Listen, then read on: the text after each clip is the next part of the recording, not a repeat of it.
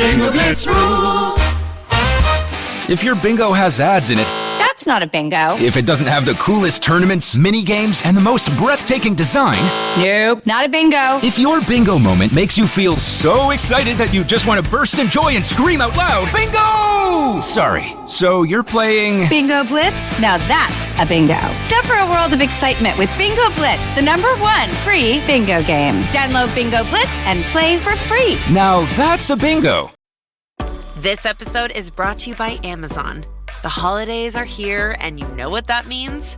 It's time to get your friends and family the gifts they deserve. Take the stress out of shopping with Amazon's great deals and low prices on a huge range of items from toys to tech and much more. Whoever you're gifting for, Amazon has great prices on everything you need this holiday season. Shop early holiday deals now. Is it time to reimagine your future? The right business skills may make a difference in your career. At Capella University, we offer a relevant education that's designed to focus on what you need to know in the business world. We'll teach professional skills to help you pursue your goals, like business management, strategic planning, and effective communication. And you can apply these skills right away. A different future is closer than you think with Capella University. Learn more at capella.edu.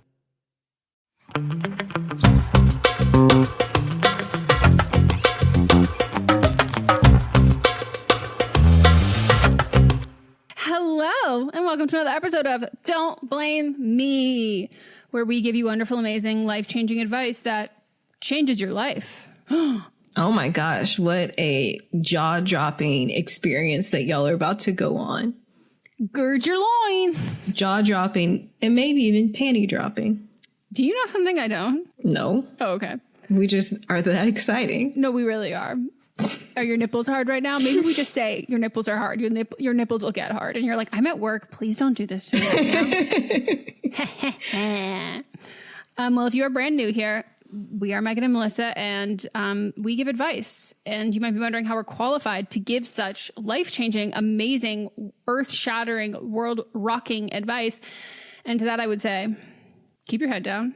Don't ask questions. No, what I really would say is what we lack in credentials, we make up for in opinions. But the answer also is because we said so. Like, yeah. Why are you so up in my business? And we've been doing this strong since 2017. Do you mean to tell me that you are doubting women during Women's History Month? Right. And right off the end of February? This is sounding like a you problem. Right. We're Better just than here ever. existing, working, and it seems like you can't let women be talented. Mm-hmm. So yeah. Diana posted on our Instagram in response to the post that you recently made about healthcare stuff. And she said, "Happy International Women's Day to everyone privileged to have been in the same room as a woman." And I like that a lot. And to that I say, amen. Mm-hmm. The fact that all of my mobile games are now themed Women's History Month Yes. is fucking crazy to me. Yes. It's like so they're like, would you like to buy a Women's History pack so you can get this sticker to make your outfit for your character? Like, and I'm like, how what? about you just give all women that are playing a whole bunch of free stuff? How about that? Hey, women, want to give us your money to commemorate you being a lady? And I'm like, what? Like, it's so fucking weird. So fucking weird. Yeah, but I do feel like Monopoly, very progressive. And even though this is a game about... It is also a critique on capitalism, which is It's a critique on capitalism, but like in every different board city that you go to, there's usually a pride flag somewhere hidden in amongst the stuff. Yeah. There was also an entire board that was just gay, and I was like, ooh, and I was so sad because it was at that point where where you had so many, and I go, I don't even get to hang out here, and I love it's little West Hollywood. I was like, I'm loving this. San Francisco was also very gay, very gay. And then they do a lot of ice creamy pastel ones, which are all just trans flag colors, and I was like, I am loving this. I always end up being like stuck on the ugliest levels, and I'm like, this is not fair. Like, you can go back and just look at it. if you look at the map. Yeah, but I don't look in the past. I'm always moving forward on that grind. It's what I do. Hey, it's what I do. I just took money from you. Rent money. Oh, okay. Mats and I, this is how you know it's a true sign of a healthy relationship. We will text each other before we heist each other's banks to be like, spend all your money, because you still heist even if they don't have any money. Mm-hmm. And we do that, except because he's been traveling for work. I give him so much less time. So I say, Mats will literally call me or text me saying, hey, heads up, you're my next bank heist to spend your money when I land on it. I will text him and say, you're my heist. I'm in your bank right now. You have 5 minutes. And then, no joke, 15 seconds pass. And I say, too late, Rob. And he's like, I'm in a meeting. And I was like, well, he's like, why are you even asking? I was like, it's a courtesy. Yeah, I'm just not giving him any fucking time to do it. But that's okay. Are you rolling? Yep. Right. Rolling. You just came up on my shutdown. I'll switch an opponent to a random person. Thank you. If you guys want to play Monopoly with us, head on over to our Patreon, because we trade cards. We all play with each other. Right now we're in a partner event. And I have to say, I got my partner invitation requests. And when I see Soraya and Mary there, I go, oh my God, you mean I'm a desirable person to partner up with? And I had an open spot, which I requested for Mats, because I'm like, I will just tell him, just do all of your roles on this. Like, just focus on ours. Anyone else's is fine, because he and I completed it so quick last time. But then what pops up in my inbox? Request from Charity. And I said, fuck you, Mats, throwing you to the back. I'm getting my girl on airplane mode. She's up in here. Did you not see the message she sent us? Which She's one? DM'd us and said, can I partner with you? Oh my God, I didn't see that. But Charity, just know, I had saved that spot. I had requested Mats. No, he's kicked to the curb. That bitch wants to partner with me too fucking late. Well, you should check your messages, because it's in the group message that we have on Instagram. And she explains something. I'm a casual player, so I don't know all the intricacies of what things mean. I'm just here, rolling and going. But she has some strategy for what she's doing. Oh, and I will check that out expeditiously. Yeah. And so I don't know what she's talking. I just said, I don't know what you're talking about, but whatever. I'm here for it. Charity and I both do a lot of the strategy play, except Charity has the leg up in the fact that she can do math. And so she's able to do things that I could only hope and dream to do. Yeah. So I will check that out. The strategy's been good. We had a strategy on the last one, not the partner one, but one where I was like, I think I'm on the right side for the Peggy drop. And she goes, I'm left side. And I was like, really? And then I discovered I think everyone, it's like split 50-50 of people who like their luck is on either side. So if that didn't interest you in playing, I don't know what will. It's a great time. Every day is a good day. And Scopely, I know you don't need the press. No. But we would love to partner with you. Love to partner. I also play Marvel Strike Force that y'all have as well. You're part of the Scopely family at this point. I'm part of the Scopely family. Anyways, I guess we should explain how you participate in this podcast. You can leave us a voicemail at 310-694-0976. And you can also send us an audio message at meganpodcast@gmail.com. Or you can submit an email to meganpodcast@gmail.com. Or you can send us a DM on Instagram by Meghan and Melisa. Right? Nope. Just Meghan and Melisa. Just Meghan and Melisa. So sorry, everyone. We've changed it. I've changed it so many times. And this is the one that we wanted. And for some reason, it's the one I can't fucking remember. It's been that way for a long time, we actually got what we wanted. And now I'm like, I can't even remember. So yeah, we listen to your voicemails or your voice notes or read the predicament that is happening in your life. And then we give you advice to the best of our ability. But we need you to give us wonderful voicemails, voice memos, and DMs so we can give you the best advice. So make sure that you are 18 or over, have your parents' permission. We do ask that you include your age in it as well as your pronouns if you would like. But if the story involves somebody else or multiple people, please give them like fake names. We obviously will not use your real name as well, but include their ages. And if it's about a relationship, how long you've been together. If there's like a very important backstory that like if it's about you having beef with someone and like what's happening now is like kind of inconsequential, but you're like, but it's because we have like a history of beef. You have to give us like a TLDR, like give us a rundown. Don't just tell us we have a history of beef. We want to get really good paint a picture, paint a character for us. We need to hear it because we can't give the correct advice. And we want to be on your side, like without a doubt. Like I would love always to be on your side. But we do give tough love because sometimes the best thing you can do and the thing that really shows you're on someone's side is tell them if they're being wrong. So if that happens, it might happen to you. So make sure you give us all the information so we're not misjudging the circumstance of the situation. But also let us know if you're sensitive because we'll phrase it differently. Be kind. And yeah, and again, if you have extra time, you don't need to include your zodiac sign. But I always would like, if you have extra time, include who would play them in a movie. If we're blowing up our life for some dude, tell me he looks like Maluma. When someone did that, I said, say less. Okay, sure. That's fine. But if you say, I'm blowing up my life for the Bad Bunny lookalike from the J-Lo movie, I'll have questions. I'll have stipulations.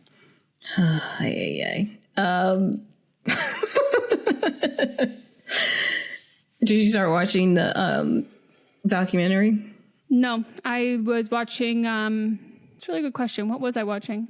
I literally asked you in the last episode, what have you been watching? You said nothing. No, I know. Because Mott's isn't here. I think it was a podcast. Okay. It's probably Trixie and Katia. Okay.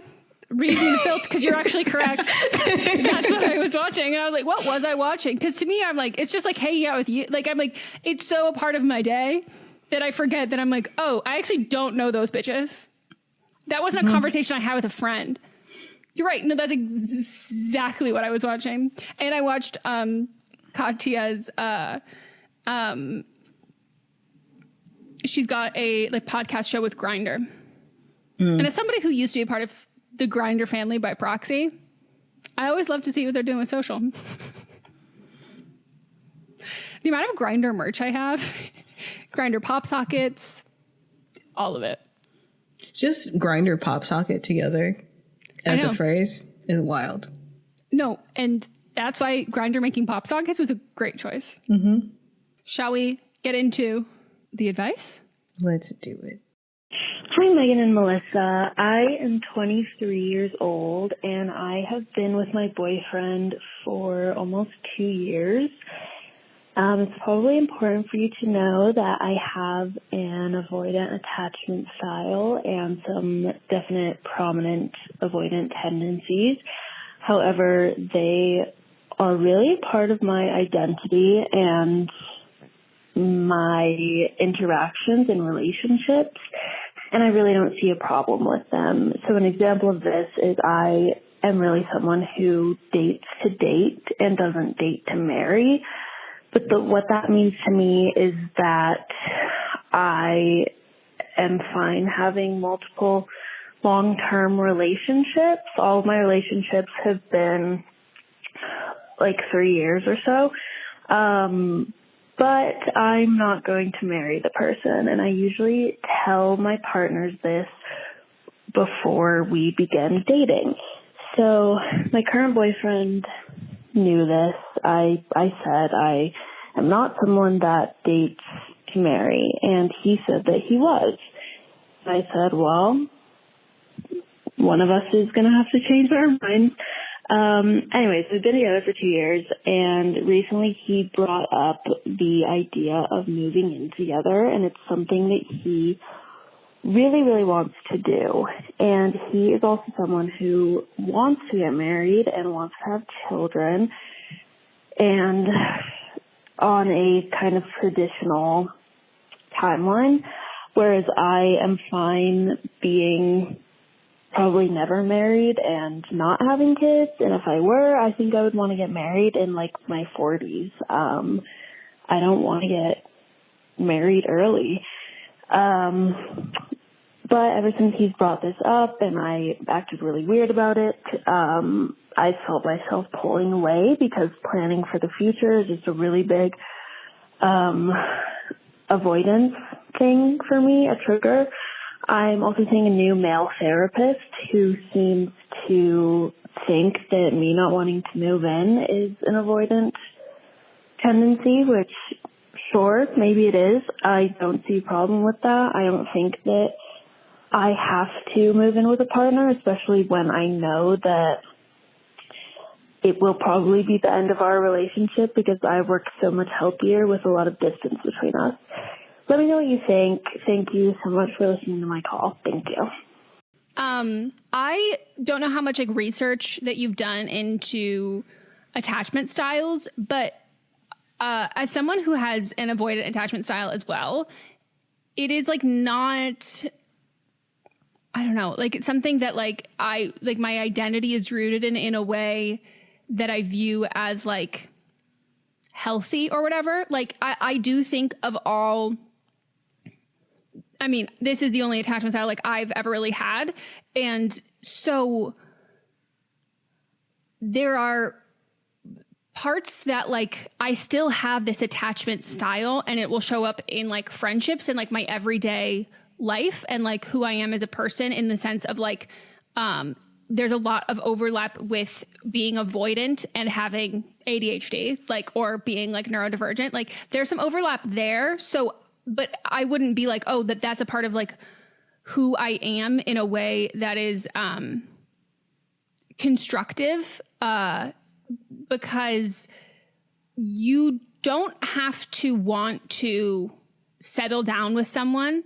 But then that's like a choice that you're making, not a, I'm running away, I'm avoiding this because of X, Y, and Z. Because putting the work into like your attachment styles is just super important, because it's about having like healthy relationships. So I would like separate the two for you, because if you're cool with this being your attachment style, being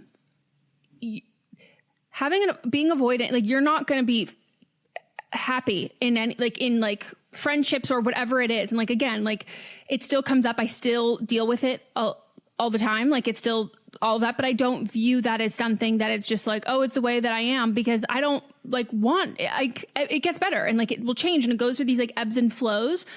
But not wanting to be on a timeline, or like not wanting to like do X, Y, and Z, you're allowed to just not want that and not have that because of it's like you're an avoidant person. Like if you don't want to change that, it might be hand in hand that you have an avoidant attachment style and also like you don't really want to get married. Like those things can both coexist.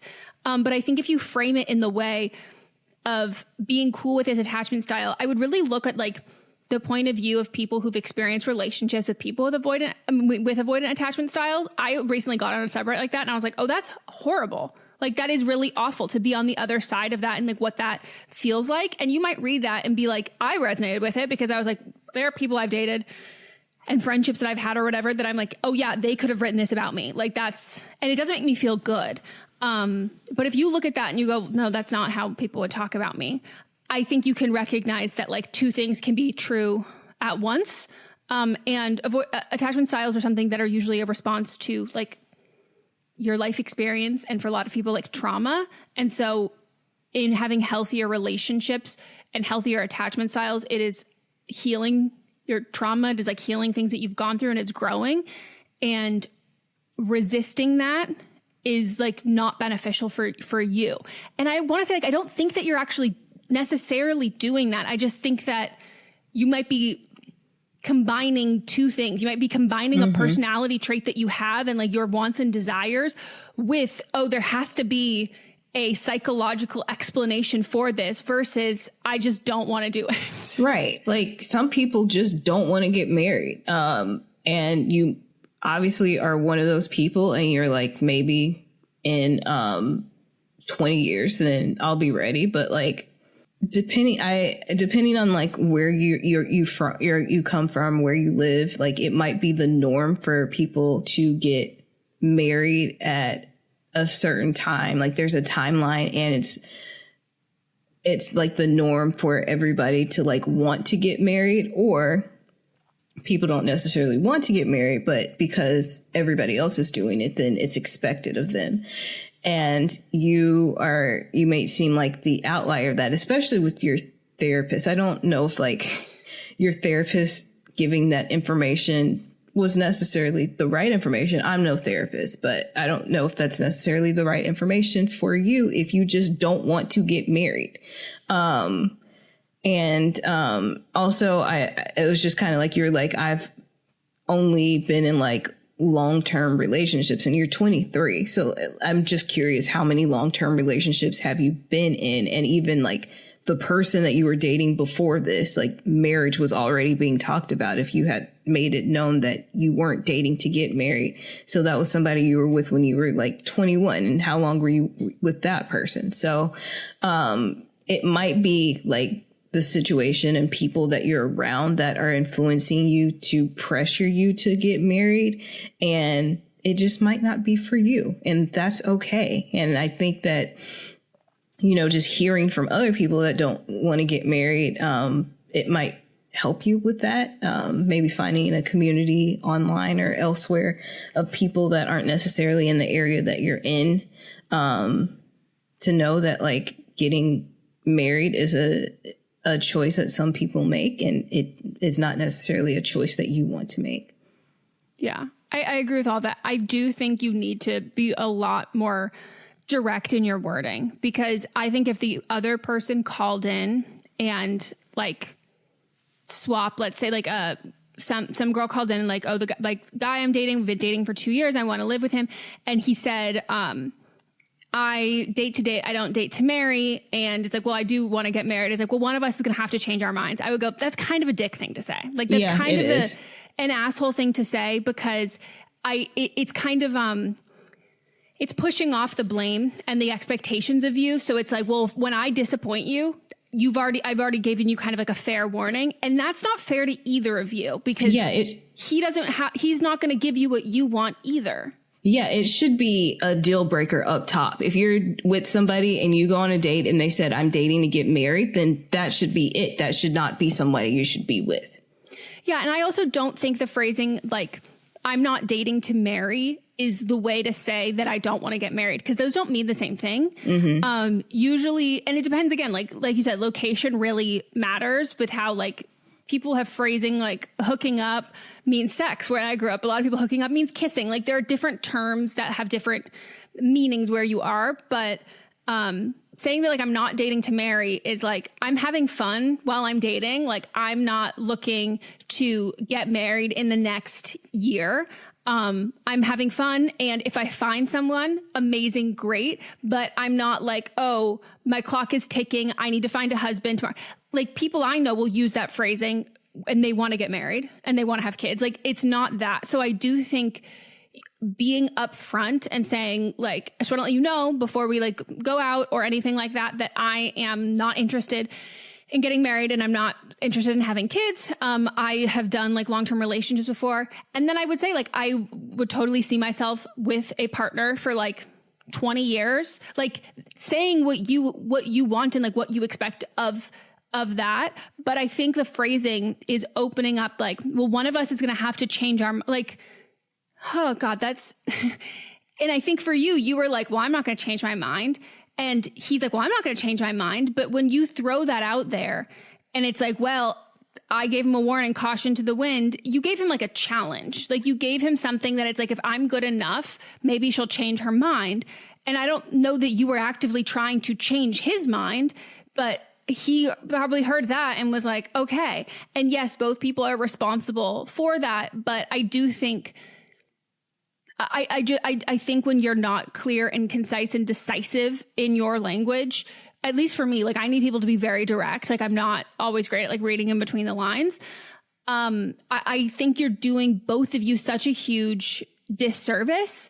And if living together is also a deal breaker for you, you also need to add that in. You also need to say that, because like not wanting to get married, totally cool, totally fine. But for a lot of people that, and like not wanting to have kids, totally cool, totally fine. Not wanting to get married doesn't mean to someone that, oh, that person doesn't want to have kids. And then not wanting to have kids doesn't mean that that person doesn't want to get married. And then not wanting to get married or have kids doesn't also mean, oh, I never want to live with someone. So like you have to be you have to be really direct with that language, because people aren't mind readers. And I think it is it might feel frustrating because you're like, well, why do I have to say all this when other people should say that that's what they want? Like something very traditional. Like, unfortunately, like relationships have like a very clear trajectory in like a heteronormative way. They're like that. Like a lot of the time, specifically women have to say, oh, I don't want to have kids, because everyone just assumes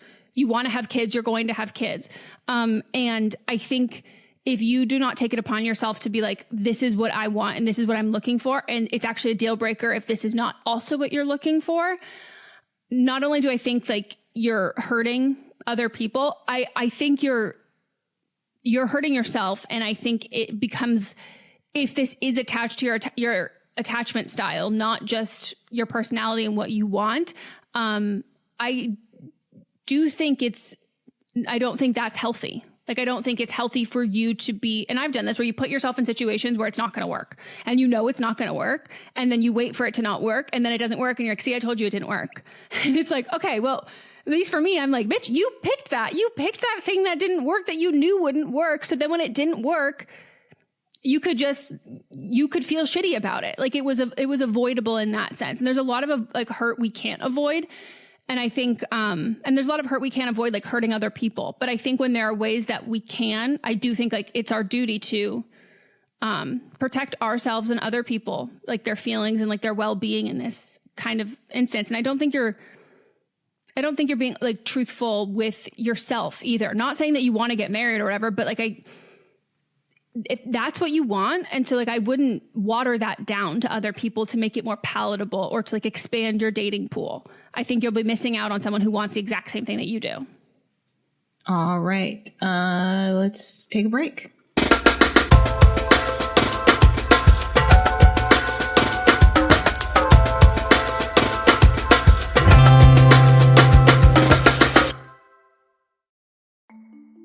As a podcast network, our first priority has always been audio and the stories we're able to share with you. But at Realm, we also sell some pretty cool merch, and organizing that was made both possible and easy with Shopify. When you think about successful businesses like Aloe or Allbirds or Skims, an often overlooked secret is the business behind the business that makes selling and, for shoppers, buying simple. For millions of businesses, that business is Shopify. That's because nobody does selling better than Shopify. It's the home of the #1 checkout on the planet. And the not-so-secret secret that's definitely worth talking about is that Shop Pay boosts conversions up to 50%. That's more happy customers and way more sales going. If you're hoping to grow your business, your commerce platform better be ready to sell wherever your customers are scrolling or strolling, on the web, in your store, in their feed, and everywhere in between. Businesses that sell more, sell on Shopify. Upgrade your business and get the same checkout we use with Shopify. Sign up for your $1 per month trial period at shopify.com/realm, all lowercase. Go to shopify.com/realm to upgrade your selling today. Shopify.com/realm.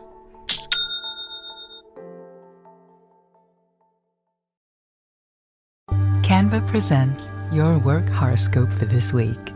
Deadlines are in retrograde, which we all know can bring some intense energy.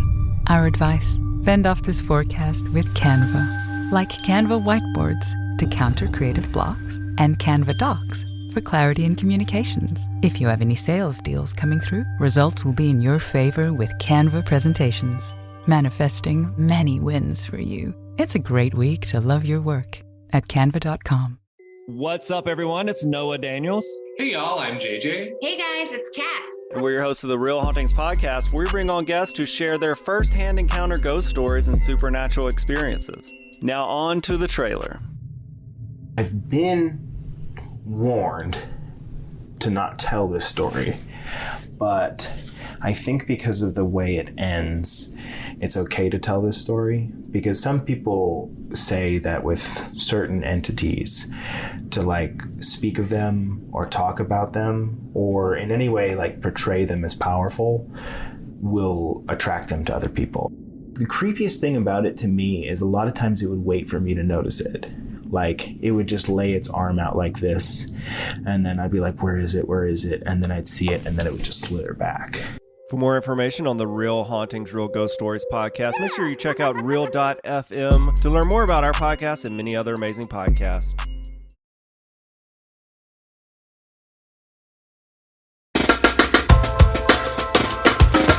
And we are back from a break. Hey, Meghan and Melisa. I am 19 and use she, her pronouns. Let's get into this. So I am currently at college in my hometown and still living at home. It is my freshman year. I am working/paying my way through school, so I decided to live at home. Big mistake. I am feeling so smothered by my parents. These should be fun times and partying, but my parents still think I should be home at certain times when I go out. They question my whereabouts, and I feel like I can't just let my hair down like most kids my age. My dilemma is money. My parents are paying half my tuition, and I am paying the other half. My worries are if I take on more hours, I won't have time for studying, which is what is most important to me.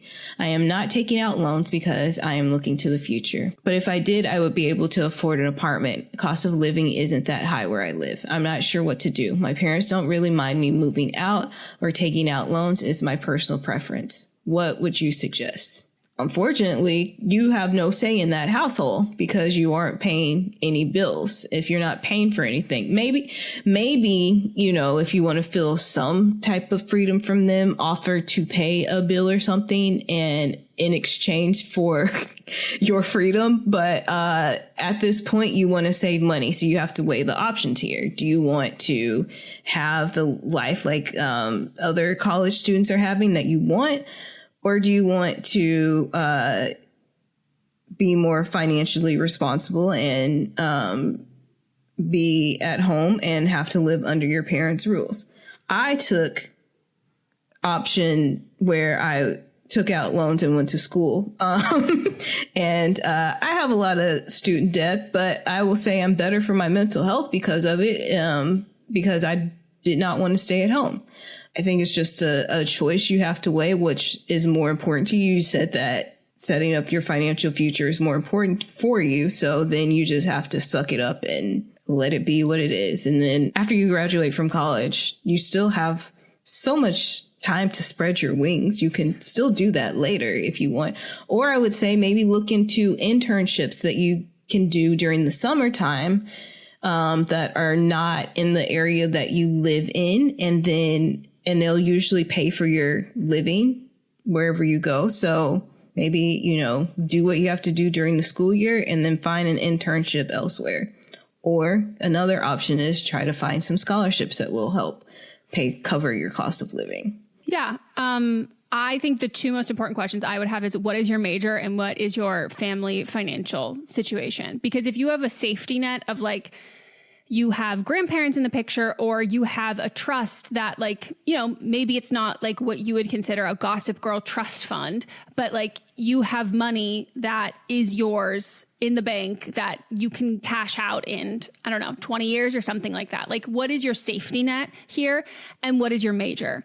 Because the return on investment is important because sometimes, depending on what you're majoring in, undergrad is actually the time you will have the most money, and you will get poorer and poorer and poorer and taking out more and more loans. So I would just ask yourself those questions first. Like, are you wanting to go to grad school? Like, is this something that like is this a degree that is going to take you a really long time to make a lot of money? Like, what is the salary cap of this degree and like what job that you want to have in the future? So I would ask yourself like those questions. And then if it's like, you know, it's comfortable, but it's not like, if you're going for like an arts degree or anything like that, like figure out how much loans you would have to take out and then think about like, okay, what do you want to do after school? Like, are you going to save money and live at home and then like make money to move somewhere else? Like think of those things there that like loans are always going to be there. Like there's, especially when you get out of college, like you're always going to need money.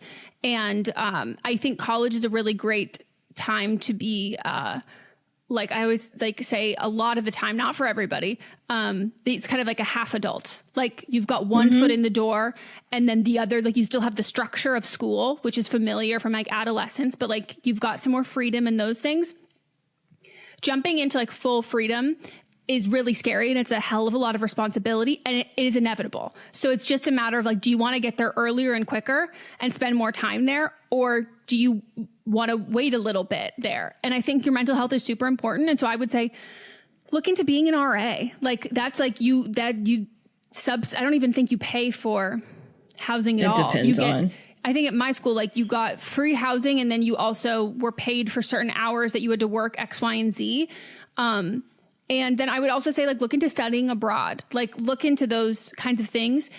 I think I would also make sure that crunch the numbers. Like, I'm not a numbers person, but like crunch the numbers, because you, like you said, you have to weigh all of the options in the sense of like, school is academics are the most important to you, and your grades are the most important to you. So like, how much are the loans that you would have to take out, and how much would that weigh on your mental health? And then if you have to paying those off in a timely manner that makes you feel safe and comfortable, how much are you going to have to work? And then how much time do you then have for the social life there?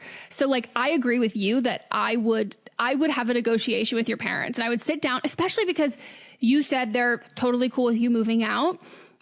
To me, I do think that if they're like fine with you moving out, I think they might be receptive to a negotiation of being like, so I'm going to pay this, I'm going to pay this, I'm going to do this, I'm going to cook dinner this many times a week. I'm going to do these things that make it so it doesn't just feel like I'm a teenager living at home. So like, give yourself more responsibility. I think it'll help you feel more independent. And in return, I will be going out on these nights of the week or X amount of nights.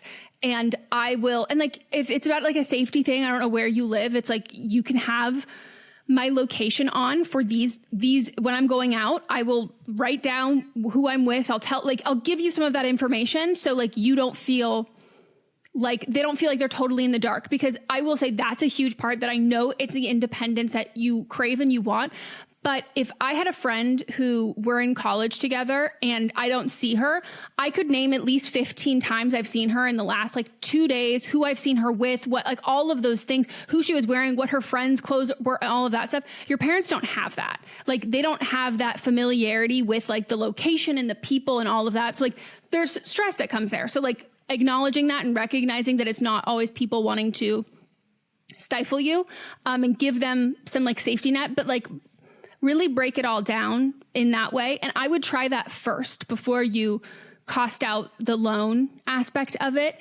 And I do think that like having your parents be like annoyed with you is not always also like the worst thing in the world. Like, if you come home like late, like what happens if you say, I'm just going to like stay out late? Like, how about we have a conversation about this? Like, let's get down to the bottom of this and come to an agreement, as opposed to, it feels like they're really parenting you the same way they did. And it sounds like you're also kind of taking it the same way that you did. Mm-hmm. So, I think you should assert your independence as well as ask for it, like both, like show that you can handle that and show that you want to take that on.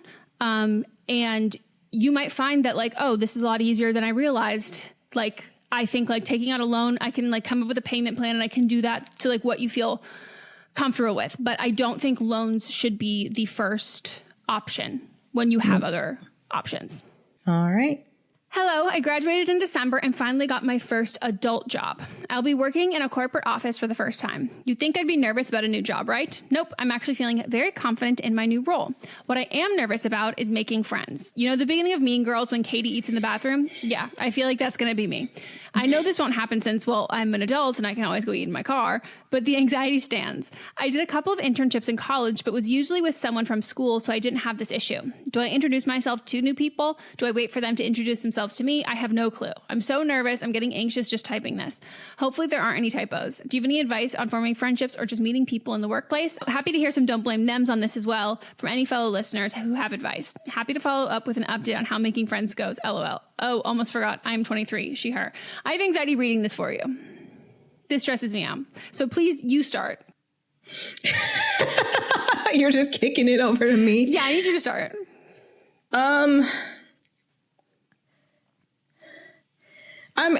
The thing is that when I worked in jobs with other people, I did not want to hang out with them during my lunch break. I would go sleep in my car, or I would leave and go eat somewhere else because I did not want to hang out. So I am in a different boat. Like, but if that's what you want, cool. I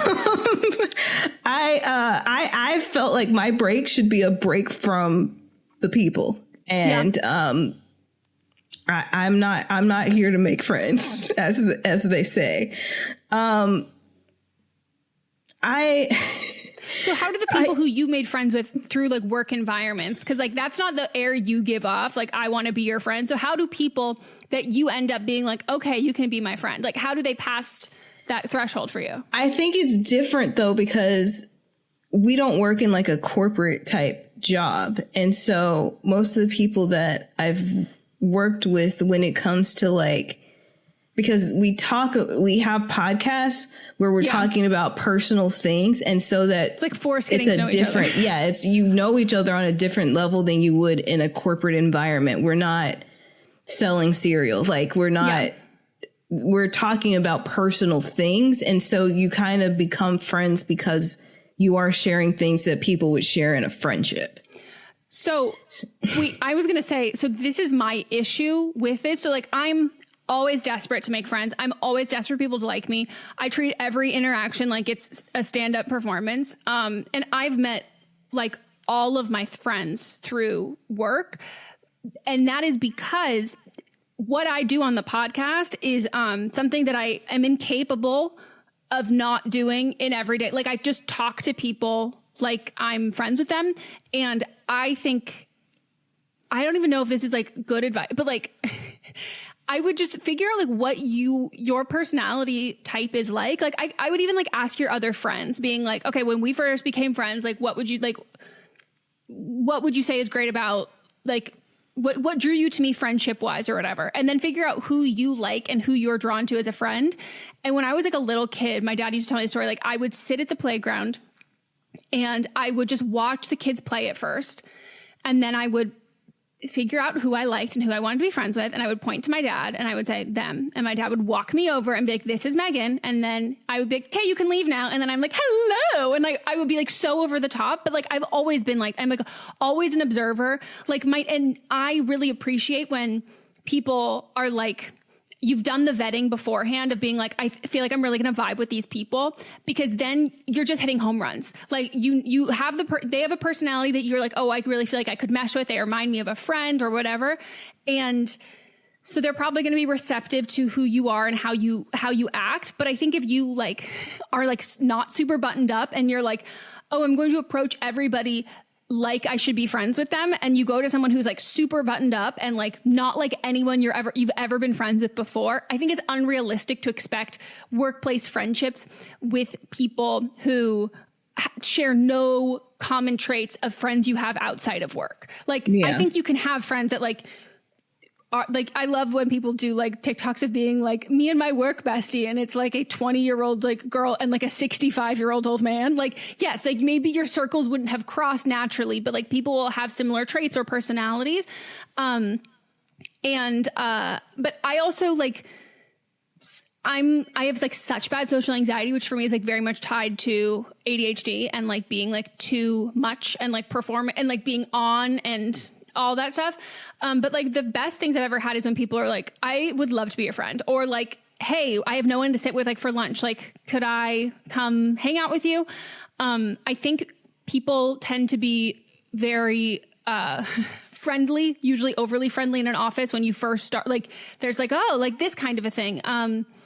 But I think observing and shooting your shot friendship wise with, people who feel like comfortable to you, people who feel like people you already know. And I think that even translates to like our job and like what we do. Like there are certain people who I'm like, oh, this person reminds me of this person, or this person will like this person because you've got this, this, and this.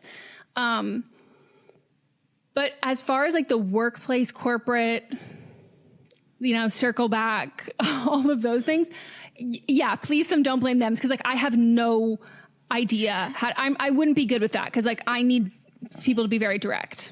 I would okay, so I'm now putting myself in this position if I actually like wanted to be friends with somebody in a corporate environment. I'm thinking about how like I make friends anyway. If I just like somebody, I will let them know that like I think they're cool. I would go, I think like if it's like a lunch type situation, just walk up to a table of people that, like Megan said, feel familiar to you and be like, is this seat taken? And sit down. Introduce yourself to people, fill people out. Also, don't engage with somebody that in the first week of knowing you, they're already giving you like gossip about other people, because that means that you'll open up to them and they'll gossip about you. But yeah, I think just introduce yourself to people, find out, maybe have some like intro question that you have, like an icebreaker type question. I hate icebreakers, but it might be you seem like the person that probably enjoys them. And just ask people questions, ask people about the work culture, just fill people out in the same way that you fill out actual like non-work people, in the same way you would make friends in that way. Yeah. I think you should be able to tell who's friendly and like who's like a like person you can sit with, and just know that like those people have also all been new, and there have had people who've been new who've done this before. So it's not going to be like a brand new experience. But yeah, I mean, like I literally have a specific subtype of person when I'm like in a room where I'm uncomfortable and I don't know people that I automatically gravitate towards. It is men who look like Kyle, and it is communications majors and people who work in like the social media side of things. Like I can just seek them out, and it's not even that I know that those are their professions or I know that that's what they're like, but it's just like I can observe people talking to each other and be like, that looks like my friends and I talking. Like that looks like this. And even something as simple as like you like someone's outfit, just being like, oh my gosh, like that's so cute. Like I think giving a friendly, like that to me is like not like an olive branch, but like whatever, like a friendship version of that is, where I'm going, I clock this person isn't just trying to be polite workplace friends. Like this person like wants to get to know me, or like, oh, like where are you? Like, oh, like you're listening to this. Like, oh, I love that song. Like I love that music. I will be like, oh, you want to be my friend. And like, that's kind of like disarming for me. So I think like making sure that like what you're saying is not looking like, hey, I'm looking for a mentor. Like it doesn't come across like work related, but still, again, professional, not inappropriate. To me, that's really handy when I can like tell that like that's what we're switching in between, that like, oh, okay, this is a friendship moment, like this is what that is. I just in talking, I just realized like when I talked about when I went to like the Penguin Random House holiday party, I didn't know, I knew one person there, no, two people there. One I'd met in person because they were the person that like got me into directing audiobooks, and then the other one I knew because she's a narrator, but we also have a mutual friend, which we figured out while I was narrating the book. And so then like we knew each other from that. But I knew it was probably like 100 people in there. Those are the only people I knew. They knew a lot of other people because before the pandemic, when you did audiobooks, you would direct in the same place. I started the week when everything shut down. I never met anybody, and I didn't know what most people look like anyway. So I was just going around introducing myself to people and figuring things out. There was one person that I realized like we had worked on an audiobook together, and like I thought we vibed over like the audiobook, but like in real life we didn't really vibe, and I just moved on. Like it wasn't that big of a deal. Like that's not somebody that, you know, I would be friends with. They were fine, but they're just not somebody I would be friends with. And I met a lot of new people that I'd never even worked with. And like, we became friends on Instagram and stuff. So like, I think just talking to people, just talk, move around, talk. I mean, truthfully, what I would do, and like, I don't want to give you this advice, because if this is not in your instinct, do not do it, because I would not say that this is a tip or a trick. I would say this is a brain thing.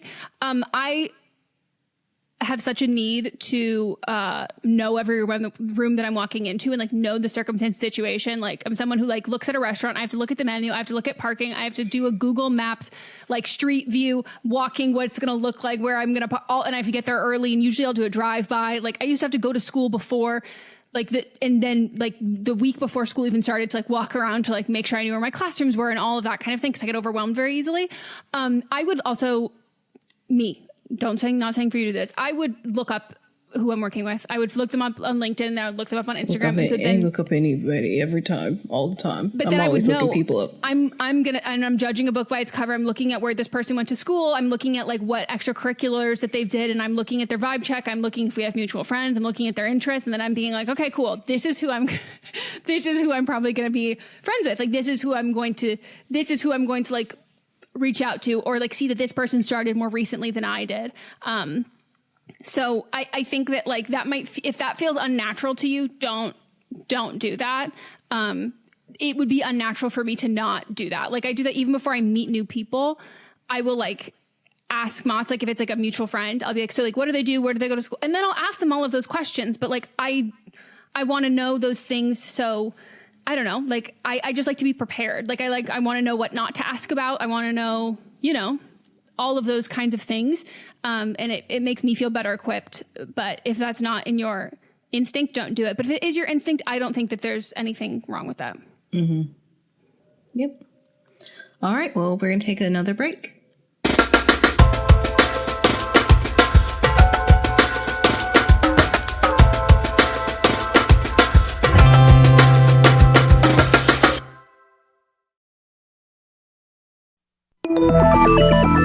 With something like 5 million podcasts, finding a really good one can take a ton of time. So let me recommend one. It's called Something You Should Know. I'm the host, Mike Carruthers, and in each episode, we discuss topics that can be really helpful, like how to read people better, the psychology of crowds, or fun things like the story of Legos, or why you probably wouldn't be here if it weren't for horses. Something You Should Know is the name of it, wherever you get your podcasts. Do you love Disney? Then you are going to love our hit podcast, Disney Countdown. I'm Megan, the Magical Millennial. And I'm the Dapper Danielle. On every episode of our fun and family-friendly show, we count down our top 10 lists of all things Disney. There is nothing we don't cover. We are famous for rabbit holes, Disney-themed games, and fun facts you didn't know you needed, but you definitely need in your life. So if you're looking for a healthy dose of Disney magic, check out Disney Countdown wherever you get your podcasts. Hey everyone, join me, Megan Rinks. And me, Melissa DeMonts, for Don't Blame Me, But Am I Wrong? Each week, we deliver 4 fun-filled shows. In Don't Blame Me, we tackle our listeners' dilemmas with hilariously honest advice. Then we have But Am I Wrong, which is for the listeners that didn't take our advice. Plus, we share our hot takes on current events. Then tune in to see you next Tuesday for our listener poll results from But Am I Wrong? And finally, wrap up your week with Fisting Friday, where we catch up and talk all things pop culture. Listen to Don't Blame Me, But Am I Wrong on Apple Podcasts, Spotify, or wherever you get your podcasts. New episodes every Monday, Tuesday, Thursday, and Friday.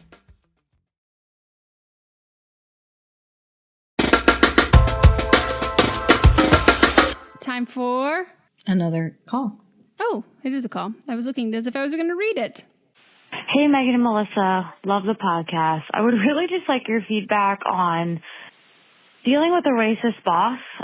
So I've been dealing with this racist boss for a while now. I put in my notice to leave. But before that, I tried to go to HR, and they basically told me I didn't have enough evidence, I guess, to prove what's going on. And she's basically been, since I put in my resignation, she's been making my life a living hell. I would just love to know, like, when someone's being really petty with you, you know what I mean? And you're like trying to rise above it and it's so hard. What's a way that you can like kill them with kindness, but also let them know not to like fuck with you? Does that make sense? I have about 2 weeks left, so I would love some feedback on this. Yeah, and HR makes it really hard, and I know that HR is supposed to be protective of our rights, right? So, it's just been really difficult, and discrimination at work, I feel like, I keep getting the same runaround where it's like very hard to prove that this is happening, you know? Would love some feedback. I hope you guys have a great day. Thank you. Bye. HR, I want everyone to cement this in your brain. HR is there to protect the company, not you. HR is there to protect the company, not you. So unless you have actual evidence, they're just going to sweep it under the rug because they don't care about you. They care about the company. You didn't give any specific examples of how the boss has been racist. That might be part of the problem. You need to have like specific examples. Anytime any incident happens, write it down, make note, give a time, the day, what exactly happened, who was around at the time. And like, if you did anything proactive or, you know, to say anything to combat what they said. You say that you're trying to like kill them with kindness type of thing where you're being nice. Maybe that is not the right move because you're leaving. You have nothing to lose. If they're making your life a living hell, bitch, why I'm not Satan. Right. Why not bring them with you? Like, you literally have nothing to lose. Do you have another job lined up? If you have another job lined up, I would ask them if I could go ahead and start, because giving 2 weeks notice is a courtesy. It's not something that's required unless you have some type of contract. So like, if you can start your other job early, go for it. But why be nice when you can be nasty? Yeah, and I would also read your contract because I don't think they're going to give you a glowing reference. But if you already have a job, it doesn't matter. But I was going to say though, I think that the kill 'em with kindness is, again, read your contracts. Usually after you leave, there'll be like non-disparaging ones. Not so much while you're there. That's not so much that. So like, I think telling your coworkers, being like, your boss walks into the room and be like, oh my God, you were just telling me that super racist thing you said to me earlier. What was that again? And like, say it in front of other people who work there. Tell your coworkers what your boss is doing. Like, tell your coworkers that HR is not protecting you. And again, like, this is with you have another job lined up, but a lot of the time you can't fucking say a word after you're gone. But like, while you're there, what are they going to do? Fire you? Yeah. Right. Then you're already fired. But now you have... And if you get fired, then guess what? You can collect unemployment. Yeah.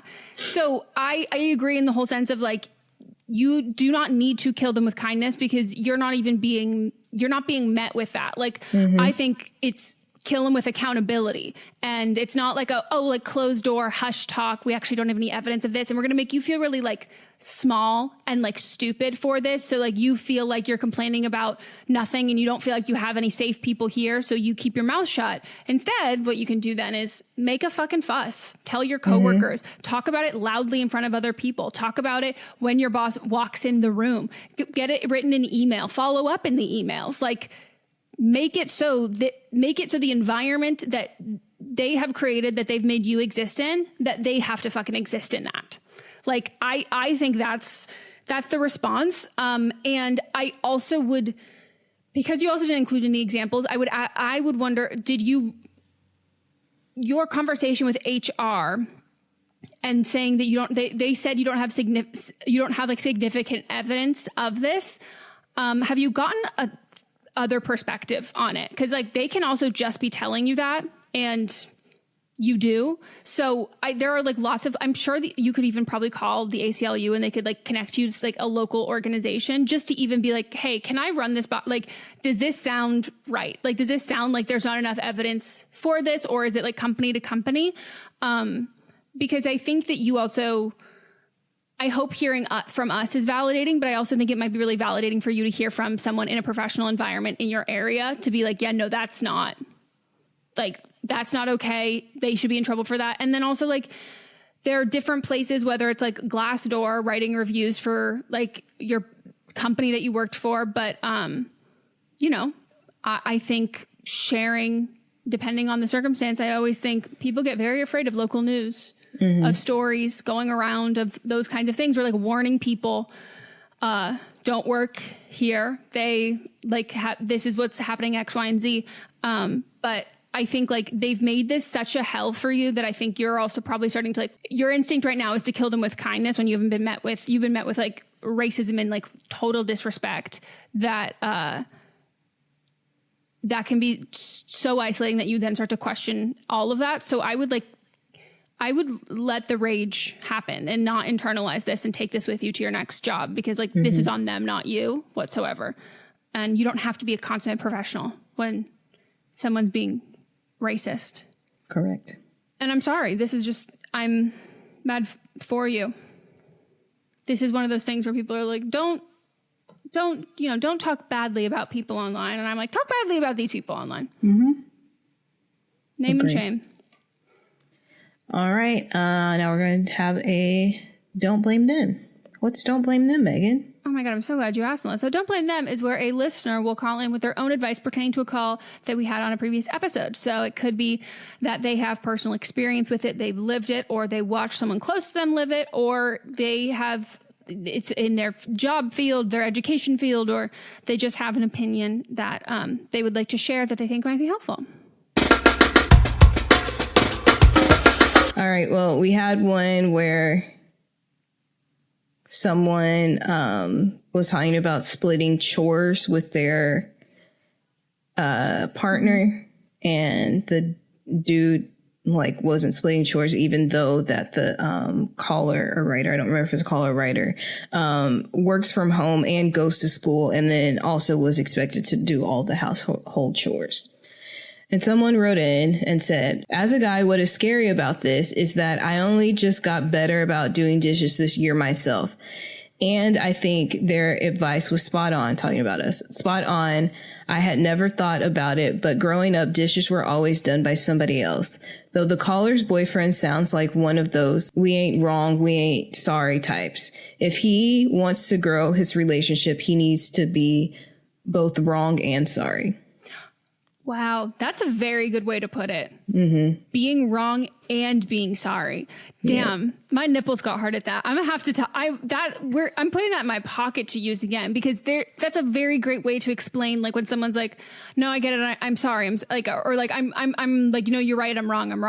And then it's like, yeah, I'm sorry. And it's like, no. I actually do believe that you think that you're wrong in this, but like the sorry part, like you have to acknowledge both, because without both, you're right, there's no change. Like there has to be the, for lack of a better word, like repenting for it. Acknowledge your sins, repent for those sins. Very good. Very good. That actually came off someone making a comment on a Patreon video. So, oh my God. What a great promo for our Patreon. Look how many intelligent, wonderful, gorgeous, fantastic people are on our Patreon. Do you want to be friends with them? Can you not make friends at your corporate job? Just join our Patreon. You can be friends with them. We'll make Erica wear a blazer. She will be your new corporate friend. Who else could be a corporate friend? Erica's the only one to me that has like a because who else could be, who's corporate-y? We have a lot of teachers. We have a lot of healthcare professionals. Yeah. But we have a lot of people though who would say like, call me by my first name. Who else? I feel like everybody else has. Mary will wear a blazer, but it will be totally improv. It will just be Mary will cosplay. Join our Patreon. It's so much fun. It's wonderful. It's fantastic. And I recommend to anybody who is moving, has a new job, or is like going through like a friendship transition, or is, immunocompromised, and or also just cognizant and aware of the absolute boom in COVID with the constant uptick, who wants to have friends and social interactions in a safe way. Yeah, perfect. Perfectly said. It's wonderful. I so badly want to make a joke but they're new. And they already told us about the thing that they were worried about when they said the thing. And they were like, I'm so worried everyone thought this. And just know, if you're listening, I really want to make a joke about that. I'm not going to, because I know you're worried about it. But just know that the reason why I want to make a joke about it is because I think it's so funny. And not in like I'm laughing at the fact that you were worried about it, but just like you so had nothing to worry about. I told Mott's that too. And he was like, what? And I was like, yeah, and you had to be there. Whatever. Maybe if he paid to be on our Patreon, he would get the joke. He won't. All right. Well, If you want to participate, all the information is down in the show notes. TTYL. Goodbye.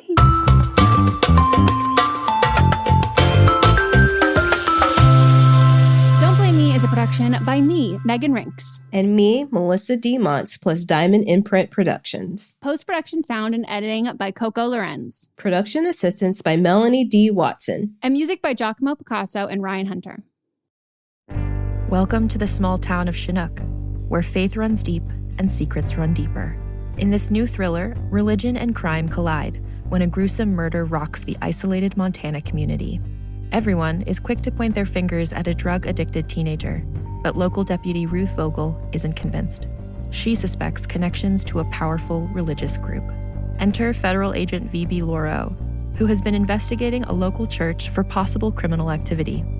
The pair form an unlikely partnership to catch the killer, unearthing secrets that leave Ruth torn between her duty to the law, her religious convictions, and her very own family.